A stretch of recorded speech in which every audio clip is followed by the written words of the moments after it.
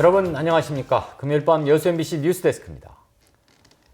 지난 2018년 8월 적자 누적으로 가동을 중단한 순천시 자원순환센터의 문제 집중 조명합니다.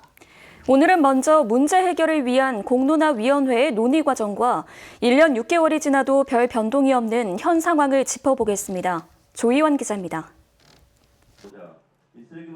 직접민주주의를 실현하겠다며 민선 7기가 야심차게 도입한 광장 토론회. 첫 주제는 순천시 자원순환센터 문제였습니다. 같은 시기 쓰레기 문제 해결을 위한 공론화위원회도 출범해 쓰레기 문제 해결을 주제로 한 다양한 논의가 이어졌습니다. 1년 반이 지난 지금 상황은 어떨까? 가동을 중단했던 자원순환센터는 다시 운영을 시작했지만 문제가 해결된 건 아닙니다.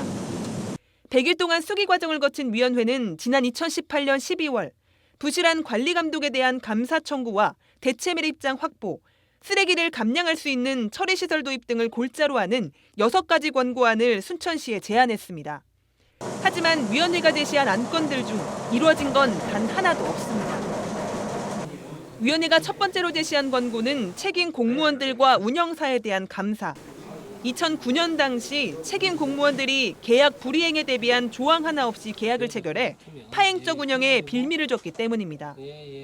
일방적 운영 중단으로 인한 10수억 원대 피해를 보상받기 위해 법적 소송까지 해야 했고 매립 부지가 없어 4억 원 상당의 고형연료 제조 설비를 추가로 설치하는가 하면 만든 연료는 웃돈까지 주며 팔아야 하는 탓에 매달 수천만 원의 예산이 낭비되는 사태를 초래한 책임을 물어야 한다는 의견이었습니다. 부실 행정에 대한 것들을 한 번 정도는 따져봐야 다시는 이런 걸 반복되지 않는, 그래서 국가 예산을 낭비하지 않는 이런 사례로 남겨놔야 다른 지자체나 향후에 우리 순천시의 쓰레기 정책에서도 이걸 타산지석으로 삼아서.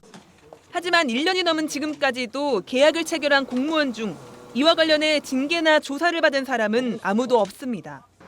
시는 자체 감사나 감사원 감사를 할 사안이 아니라며 버텼고 시의회는 위원회의 권고를 따를 수 없다며 특위도 만들지 않았기 때문입니다. 시 집행부가 만든 공론화위원회지 의회하고 상의된 게 아니잖아요. 집행부에서 만든 공론화위원회에서 의회에다 권고하는 것은 좀 바람직하지 않다. 대체 매립장을 확보하자는 두 번째 권고도 1년 넘게 진척이 없습니다. 전략면 소각장 건설 사업이 주민들의 거센 반발에 무산된 이후 다른 후보지는 아직 찾지 못한 상황입니다. 순천시의 유일한 생활 폐기물 매립장인 왕지 매립장의 매립 용량은 7%밖에 남지 않았고 주암 자원순환센터 역시 매립 용량이 15%만 남아 이대로라면 3, 4년 후에는 가동할 수 없게 됩니다. 매립 부지를 선정한다고 해도 시설을 설치해 가동하기까지는 최소한 5년이 걸릴 전망입니다. 문제 해결의 첫 단추인 책임 소재 규명도 대안 확보도 진척이 없는 상황. 1년 반의 시간 동안 무엇을 했느냐는 비판은 피하기 어려워 보입니다. MBC 뉴스 조희원입니다.